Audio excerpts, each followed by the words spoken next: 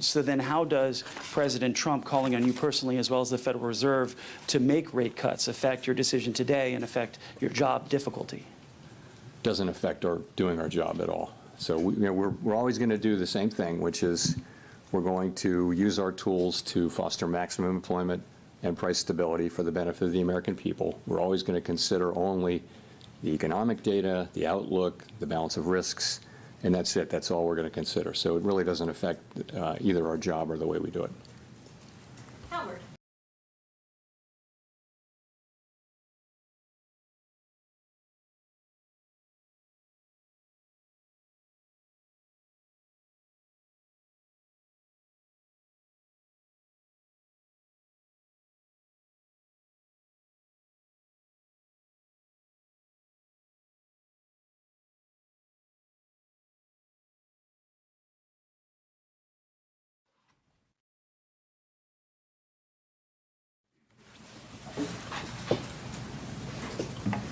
Good afternoon.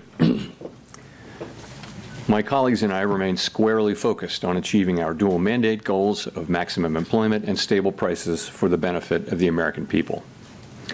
Despite heightened uncertainty, the economy is still in a solid position.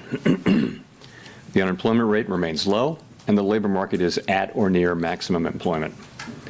Inflation has come down a great deal, but has been running somewhat above our 2% longer run objective. In support of our goals, today the Federal Open Market Committee decided to leave our policy interest rate unchanged.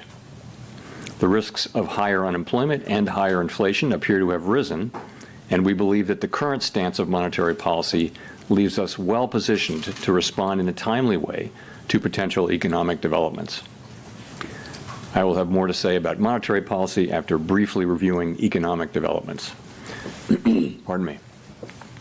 Following growth of 2.5% last year, GDP was reported to have edged down in the first quarter, reflecting swings in net exports that were likely driven by businesses bringing in imports ahead of potential tariffs.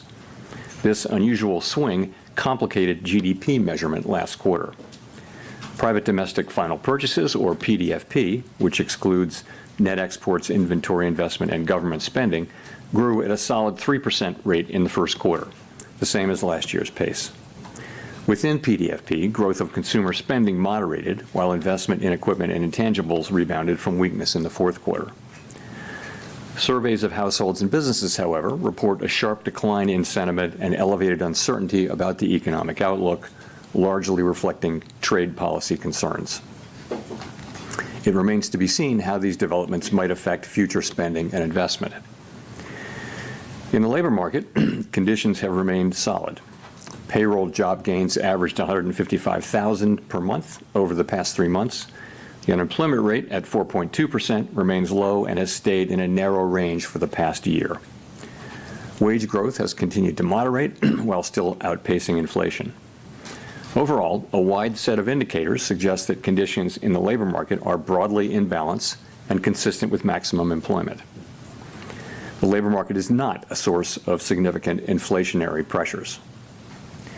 Inflation has eased significantly from its highs in mid-2022, but remains somewhat elevated relative to our 2% longer-run goal. Total PCE prices rose 2.3% over the 12 months ending in March. Excluding the volatile food and energy categories, core PCE prices rose 2.6%. Near-term measures of inflation expectations have moved up, as reflected in both market and survey-based measures. Survey respondents, including consumers, businesses, and professional forecasters, point to tariffs as the driving factor. Beyond the next year or so, however, most measures of longer-term expectations remain consistent with our 2% inflation goal. Our monetary policy actions are guided by our dual mandate to promote maximum employment and stable prices for the American people.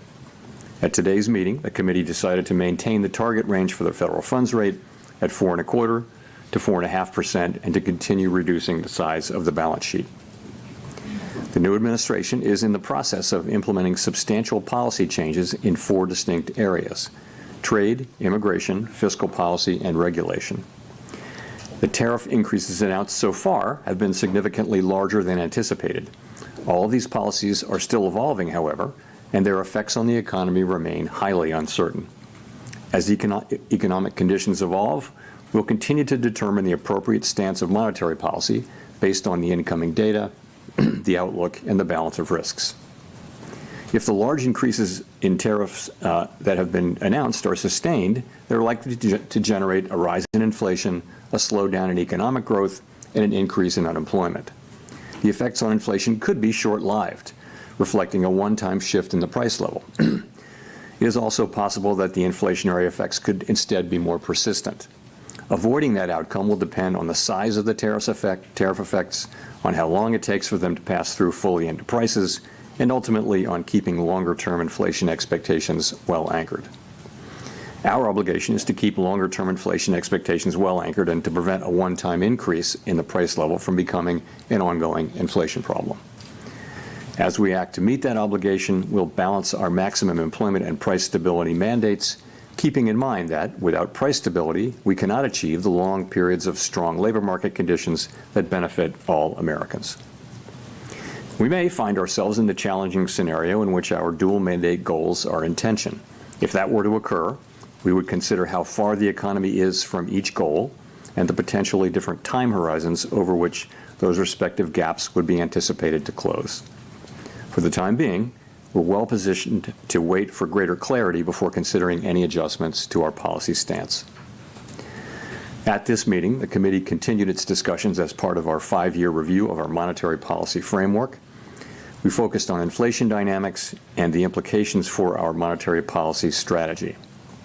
Our review includes outreach and public events involving a wide range of parties, including Fed Listens events around the country and a research conference next week. Throughout this process, we're open to new ideas and critical feedback, and we will take on board lessons of the last 5 years in determining our findings. We intend to wrap up the review by late summer. The Fed has been assigned 2 goals for monetary policy: maximum employment and stable prices.